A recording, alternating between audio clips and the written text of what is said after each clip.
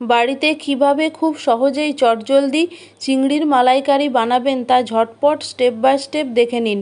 নমস্কার দর্শক বন্ধুরা, রিয়াজ কিচেনে সবাইকে স্বাগত জানাই। আজকে আমি বানাবো চিংড়ির মালাইকারি। অনুষ্ঠান বাড়ি হোক অথবা বাড়িতে জমিয়ে খাওয়া দাওয়া, তার মধ্যে যদি চিংড়ির মালাইকারি থাকে তাহলে তো আর কথাই নেই।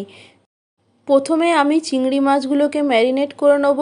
তার জন্য একটি পাত্রের মধ্যে নিয়েছি লঙ্কা গুঁড়ো, হলুদ এবং নুন। এখন এটাকে ভালো করে মিশিয়ে নেব। একটা চিংড়ি মাছ আপনাদের তুলে দেখাই কিভাবে এটাকে পরিষ্কার করেছি। প্রথমে মাথাটা ত্রিকোণভাবে কেটে নিয়ে এর মধ্যে যে ময়লাটা থাকে বার করে নিয়েছি। তারপর পিঠটা হালকা চিরে এর যে কালো সুতোর মতন ময়লাটা থাকে সেটা বার করে নিয়েছি। এরপর লঙ্কা গুঁড়ো, হলুদ এবং নুনের যে মিশ্রণটা বানিয়েছিলাম সেটা এর মধ্যে দিয়ে দিলাম। এরপর খুব ভালো করে হাতের সাহায্যে এপিঠ ওপিঠ মাখিয়ে নেব। এইভাবে ম্যারিনেট করলে চিংড়ির কালারটাও খুব দারুণ আসে এবং ভাজাটাও খুব ভালো হয়। এ প্রসঙ্গে উল্লেখযোগ্য যে আমি এখানে কাশ্মীরি লঙ্কা গুঁড়ো ব্যবহার করেছি। অন্যদিকে মশলাটা রেডি করে নেব। মশলার জন্য নিয়েছি একটা বড় সাইজের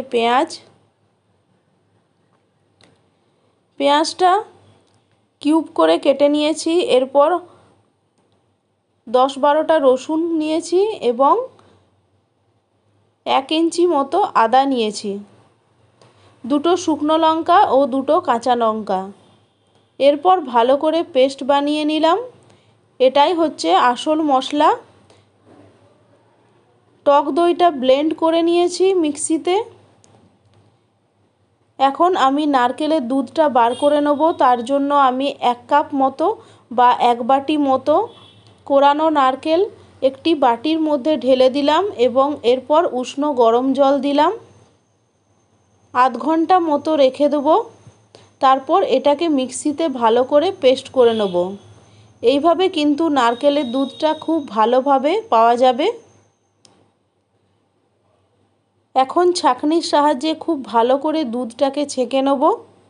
দেখুন দুধটা কত ঘন হয়ে গেছে। তো নারকেলের দুধও একেবারে রেডি। এখন কড়াইয়ে সর্ষের তেল গরম করে আমি এর মধ্যে একে একে চিংড়ি মাছগুলোকে ভেজে নেব। বেশি লাল করে ভাজার দরকার নেই, মিনিট 2 মতো মাঝারি আঁচে এপিঠ ওপিঠ ভালো করে ভেজে নিতে হবে। বেশি ভাজলে চিংড়ি মাছগুলো শক্ত হয়ে যাবে। তো এইভাবে আমার চিংড়ি মাছগুলো ভাজা হয়ে গেছে। এখন আমি অন্য একটি পাত্রে তুলে রেখে দেব। তো এইভাবে আমি চিংড়ি মাছগুলো একটা একটা করে তুলে নেব। দেখুন চিংড়ি মাছগুলো কি সুন্দর ভাজা হয়েছে।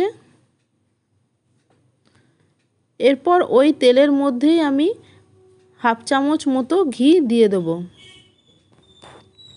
তো এখন আমি 1/2 চামচ মতো ঘি এর মধ্যে দিয়ে দিলাম। এখন আমি তেজপাতা এবং গোটা গরম মশলা এর মধ্যে দিয়ে দেব।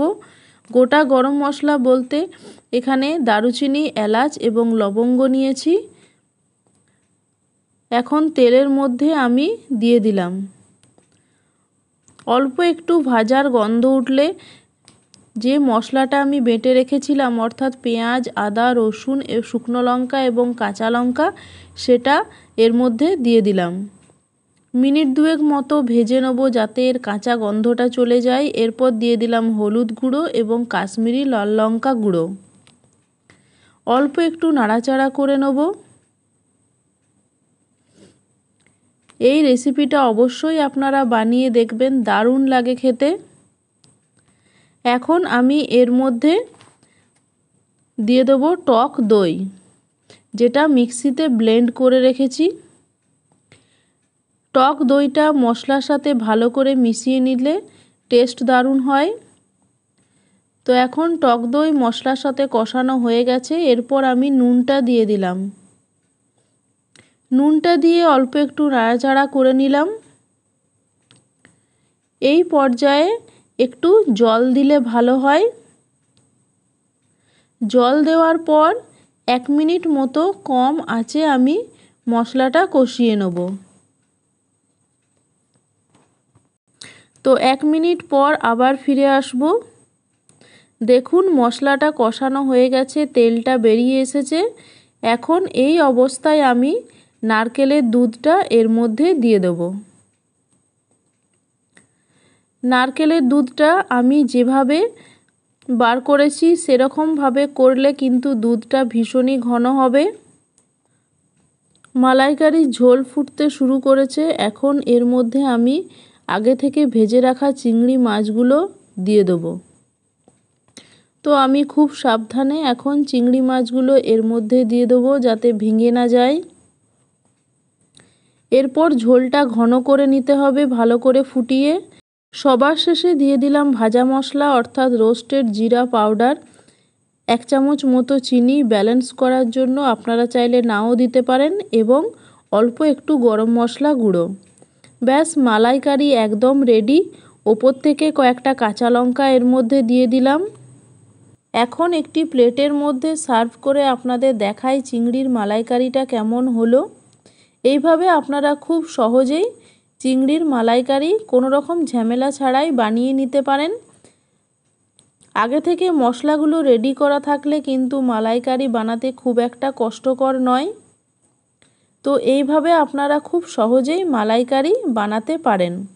আমার এই রেসিপিটা আপনাদের কেমন লাগলো অবশ্যই কমেন্টসে জানাবেন। ভালো লাগলে লাইক, শেয়ার এবং সাবস্ক্রাইব করতে ভুলবেন না।